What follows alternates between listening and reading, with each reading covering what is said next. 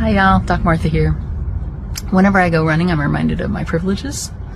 The first privilege is proximity to whiteness, and that proximity allows me some ease in the world to run more or less where I want to run, to be able to not be questioned on my run. What am I doing there? To not be seen as, quote, suspicious by someone.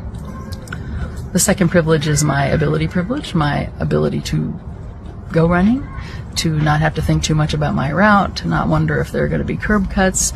If there was a place I wanted to get to and I had to crawl through a hole in a fence to do that, I could do that. And that privilege is directly tied back to my proximity to whiteness privilege in terms of my physical health and well-being is in part tied to the foundations that I got as a child, with access to food, access to movement, and access to healthy air and water. And the third privilege is my financial privilege, my money privilege.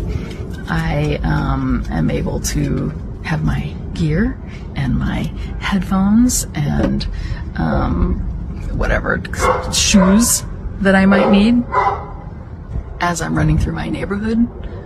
I think about my financial privilege in terms of